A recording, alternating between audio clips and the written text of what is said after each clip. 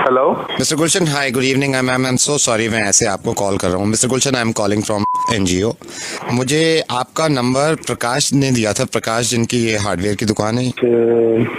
हाँ जी, बोलिए। मिस्टर गुलशन, मैं ऐसे किसी को कॉल नहीं करता, बट मेरे को मैं मजबूर था आपको कॉल करने के लिए। मैं एक एनजीओ चलाता हूँ और एक अभी बच्ची से बात कर रहा हूँ मैं फ़ोन पे ही कि आप ऐसे हैं जो थोड़ा सा सोचते हैं इस बारे में, अगर कोई परेशान हो। और कभी कभी ऐसा होता है कि मैं डायरेक्ट बात करा देता हूँ। गुलशन जी, आप इस बच्ची की परेशानी सुनिए। और मुझसे खुद कह रही है कि मैं लोगों से बात करना चाहती हूँ और लोगों से कहना चाहती हूँ कि प्लीज़ हेल्प मी। मैं जो कुछ मेरे से हेल्प कर सकते हो आप कर दीजिए। कौन है सर? कौन बच्ची? मैं बच्ची का बता रहा हूँ। बच्ची फोन लाइन में मेरे साथ है, मैं उनके घर भी गया इनफैक्ट, और वाइफ से ही बात हुई थी और बच्ची अभी फोन लाइन पे ही है मेरे साथ। आप थोड़ी सी बात करके देखिए, थोड़ी सी बात करके देखिए, आपको खुद अंदाजा होगा। ठीक है, कराइए, बात कराइए। एक सेकंड आप होल्ड करिए, मैं बात करता हूँ उससे। हाँ हीरा, अंकल से बात करो जरा, बताओ। Hello hello hello uncle. हाँ बेटा, बोलिए। अंकल, मैं बहुत परेशान थी।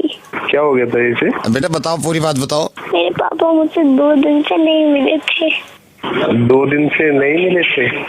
क्या हुआ भाई साहब, कहाँ है इनके पापा? हीरा बेटा बताओ, क्या हुआ, क्या है बताओ।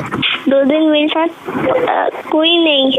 Uncle please help me. कोई भी हेल्प है जो मेरी तरफ से हो सके, कुछ पैसे की हेल्प कोई भी है तो आप आ जाइए बच्ची को लेकर। नहीं, पैसे के लिए तो बोल ही नहीं रही है सर। जो भी आपको जरूरत है किसी भी चीज की, कपड़ों की, पैसे। नहीं, कपड़ों के लिए तो उसने बोला ही नहीं है। मतलब पापा के लिए बड़ी परेशान थी वो, फादर को क्या हो लेकर। गया इसके पापा को? आपने मारा था ना,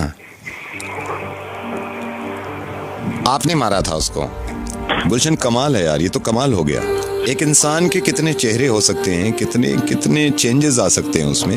गुलशन, तुम्हें मालूम है ये लड़की कौन है? पहले तो मैं तुम्हें ये बताऊं कि मुझे अच्छा लगा कि तुम इसकी हेल्प करना चाहते हो, लेकिन ये पैसों के लिए नहीं कह रही है और ना ये मेरे साथ फोन लाइन पे है। लेकिन ये लड़की वही है जिसकी आवाज मैंने रिकॉर्ड करके तुम्हें सुनाई, जिसके बाप से तुमने हाथापाई करी थी सिर्फ रोड रेज को लेके, जरा सी खरौंच को लेके गाड़ी में। गुलशन, अगर तुमने फोन काटा तो 2 चीजें बहुत बुरी होंगी। एक तो इस लड़की का दिल बहुत दुखेगा, दूसरा ये कि मुझे लगेगा कि ये जो तुम मदद करने का नाटक कर रहे थे ये भी ढोंग कर रहे हो। तुम्हें याद है 16 तारीख को रात को एक गाड़ी तुम्हारी गाड़ी से टकराई थी, जरा सा स्क्रैच पड़ा हुआ तुम्हारी गाड़ी पे। तुम बाहर निकले थे और इस इंसान को मारा था, हाथापाई करी थी और वो गिर भी गए थे। उस चक्कर में उनके फ्रैक्चर भी हुआ था, उस चक्कर में वो हॉस्पिटल गए थे और उस चक्कर में ये जो लड़की की आवाज सुन रहे थे ये 2 दिन तक यही इंतजार करती रही कि मेरे पापा कब आएंगे। ये तो खुदा का शुक्र है कि ज्यादा चोट नहीं लगी थी उनको।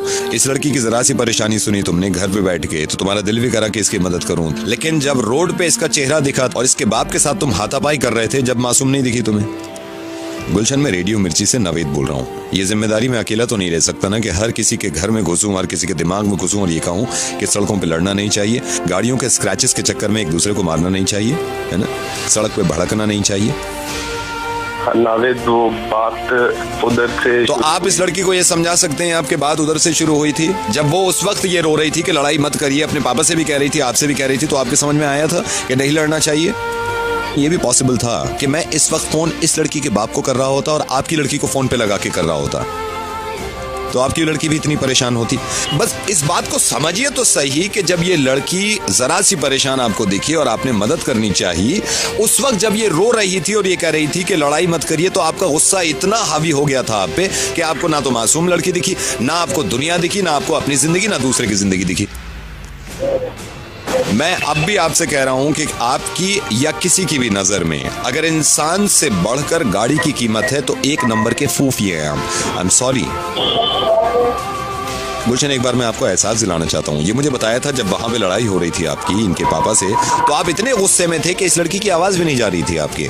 क्यों बन जाते हैं गुस्से में जानवर कि इंसान की आवाज ही ना आए?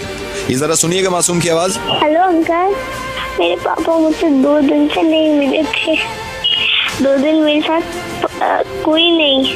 Uncle please help me. अब मेरी बात सुनिए, इससे ज्यादा रो रही थी वो उस वक्त जिस वक्त आप हाथापाई कर रहे थे। गुलशन, गाड़ियों की वजह से एक दूसरे को मारना, इससे ज्यादा बेवकूफी, इससे ज्यादा जहालत हो नहीं सकती। रोड रेज में अगर कोई मरता है तो सबसे ज्यादा अफसोस होता है कि कोई बड़ी बात तो होती, शर्मिंदगी होती है कि गाड़ियों के स्क्रैचेस के चक्कर में मर गए लोग। नाविद मैं। ये जो लड़की मदद के लिए कह रही है ना, अपनी मदद के लिए नहीं, ये आपसे इल्तिजा कर रही है दूसरों की मदद के लिए कि कभी जिंदगी में आपका किसी से छोटा मोटा एक्सीडेंट हो तो दोनों मिलके सबसे पहले तो आप सॉरी कहिएगा, फिर दूसरे वाले से उम्मीद रखिएगा कि वो भी सॉरी कहे, ताकि दोनों एक दूसरे के दुश्मन ना बने। हमारी जिंदगी में बहुत सारे एक्सीडेंट्स होने हैं गाड़ी को लेकर, अगर हर एक्सीडेंट पे हम एक दूसरे को मारने लगेंगे तो दुनिया खत्म। आई एम सॉरी नाविद, और प्लीज इस बच्ची से भी मेरी तरफ से सॉरी बोल दीजिए। मैं जरूर सॉरी कहूंगा। इनके बाबा बिल्कुल ठीक है, अब चल फिर रहे हैं, सिर्फ 2 दिन की बात थी, 2 दिन के लिए वो हॉस्पिटल थे, जरा सी पैर में चोट लगी थी, लेकिन आप उनके पास जाएंगे, उनसे सॉरी कहेंगे और आइंदा के लिए ख्याल रखेंगे कि पूरी जिंदगी अगर किसी से एक्सीडेंट होता है तो सबसे पहले माफी मांगने की शुरुआत आप करेंगे, चाहे दूसरे की ही गलती क्यों ना हो। I promise. Thank you so much Gulshan, ख्याल रखिए, बाय।